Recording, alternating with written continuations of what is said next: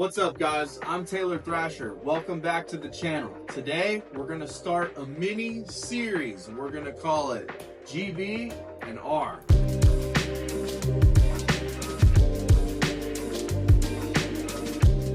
I'm going to walk you guys through all the different variations and methods that I use to cook ground beef and rice. Today we're going to go over the OG, the one that I've been eating since like 2019. This is the most basic version. And then there's other ways to step it up from here, but this is kind of like your rock solid foundation. This was my go-to every day for years working construction. I got my favorite color bell pepper here, red bell pepper. I got jasmine, white rice, and 8812 ground beef from Costco. You guys already know. I took the frozen bag out of the freezer last night, popped it on the counter right here to defrost. Let's get into it. I'll turn my pan on and I'll let it get hot before I even get into the ground beef. Then, while that's heating up, I'll cut up the bell pepper. This is how you cut up a bell pepper. Very little waste. You can even get a little bit crazy, and sometimes I'll do whatever, get the little extra off, but that keeps all the spines and seeds contained.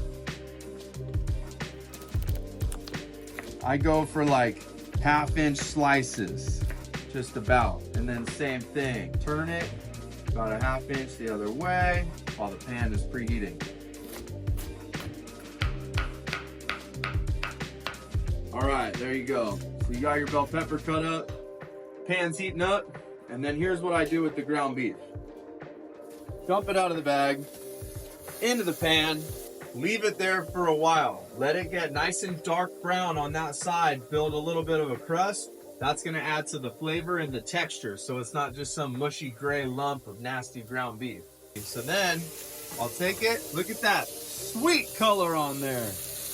Man, you guys would eat a halfway frozen chunk of ground beef if it looked like that. And then I'll just chunk it up. I used to get up at 3 o'clock in the morning, still do, every day before work, and this is how I would get down. I would prep all my food for that day in the morning. That way I had fresh food all day in the thermos, which I'll show you in a minute. That's the best way I found to meal prep, dude. I ate cold chicken, rice, and broccoli forever. But the fresh ground beef and rice, that's the way to go. So you get the color on it, and then you break it up, chunk it up a little bit like this. And at this point, we're just trying to render all the fat out of it. You'll see we're getting a little bit of fat right here. I'll show you what we're gonna do with that. We're gonna get rid of some of that. I know everybody on Instagram, but the fat is good for you. You need fat. I agree, animal fat is good for you, but I have my macros set up in a specific way. I don't get all of that because I keep my carbs a lot higher. So I'm gonna get rid of some of that fat. I get enough animal fat, but not all from my ground beef.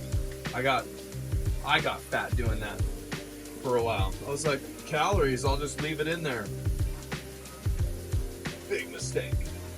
So we've rendered off a lot of the fat. This is one method that you can use to get it off. In this series, I'm going to show you guys a couple methods, but I've got hot water here. I know it's tap water, heavy metals. Everybody's tripping, whatever. I'll just give it a little rinse like that from the top on the spray setting. It just helps get some of the extra fat. And then we'll just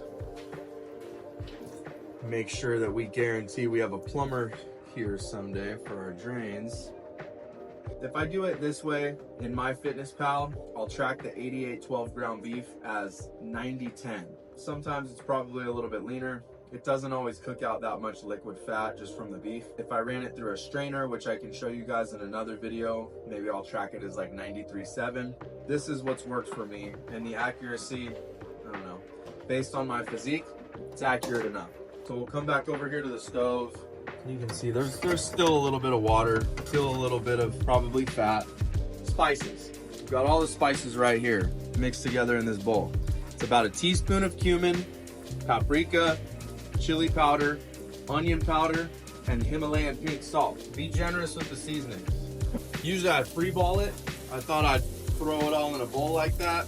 I probably usually put a little bit more than a teaspoon of each of those. You just want to mix it around, get everybody on there. This is the point too where, like, if you didn't get enough color on your ground beef, you can crank the heat, put it all on a single layer after it's been drained off, and try and put some more color back on there. Just leave it and let it get dark brown and a little bit crunchy. Super good. We'll come over to our rice cooker. This is how we do it right here. Take the rice cooker, which I will link in the description. My Amazon store.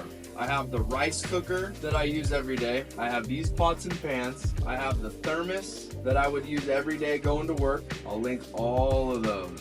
Well, it's one link, but you can buy all of those items. Boom. So it's in the rice cooker, right? We've got 1 cup of jasmine rice already prepared. I put it on a timer last night and it was ready for us this morning. So I'll stir it around in the rice cooker. Get that dirty rice look. So let that chill. Turn the pan back on. Pretty like medium high heat. We take our bell pepper that we chopped, toss it back in the pan. This is an important step. I don't want you guys to be slipping, missing steps. This is what you do. Get that sucker laid down in a single layer. Same thing like you did with the beef. Leave it alone. Let it get a little bit black on one side. We'll dump it in the rice cooker. It's just gonna add another layer of flavor. And it makes sure that this thing is warm, because if you take a cold bell pepper and put it in your rice cooker with your ground beef and rice, it's gonna bring down the temperature. You wanna keep it hot. So getting this thing hot, it's just gonna help it stay warm for the rest of the day. We got color on the pepper. Check this out. Just let it sit in a hot pan. See those little black parts on there? That's like a roasted red pepper right there. Same thing we did with the beef. Just dump it on in. Don't melt your rice cooker with the hot pan. Did that with my last one. Poor old girl. Had that rice cooker for like 6 years. It served us really well. Now it's all mixed together. This is where the meal prep comes in. Thermos, which is in that link that I'll put in the description. This is a food grade funnel, not an oil filler funnel from O'Reilly Auto Parts that maybe I cut with a razor knife to make it fit the thermos. It's food grade. I think I linked one of those in my thing. It won't look exactly like this food grade one, because maybe this is from O'Reilly. But anyway, thermos, funnel. Tuck her in real nice and close, and then you just scoop your hot ground beef and rice into the funnel. It goes into the thermos. We do this every single day. This is how you hit your goals. Ba-ba-ba-boom. Okay, that's done. Seal it up with the lid. If this is hot enough, this will stay warm for like 12 hours. I've had days at work where in the wintertime I would take the lid off, it would be shooting steam everywhere, it'd be burning my mouth, couldn't even eat it. So those things are an awesome investment. The rest I'm gonna eat right now. Straight out the rice cooker. One thing that you've got to remember, right now I'm bulking. I have different goals. When I was trying to lean out, this is what I ate, but my quantities were way different. This was 1 cup dry of white rice with 1.5 cups of water. This ground beef was 20 ounces. It cooked down to about 13 ounces, and I tracked it as 90-10. And then obviously 1 bell pepper. But if you're trying to cut, your numbers might be like 10 raw ounces of ground beef and 1/2 cup dry of white rice, which will be split into 2 meals. The total macros for this, if I can remember right, it was like 85 grams of protein, 150 grams of carbs, and 36 grams of fat, totaling about 1,400 calories. That's with the higher quantity. If you're cutting, just dial everything back a little bit. Make sure to get even more fat off the ground beef. Run it through a strainer or something like that to make it a little bit leaner. But anyways, this is how I get down. This is how I got down every day for years. And I stayed in shape while working construction. This thing will fit in your lunchbox, will fit in your cup holder usually. Keep that thing on you. I'm Taylor Thrasher. I will see you guys for the next GB&R video.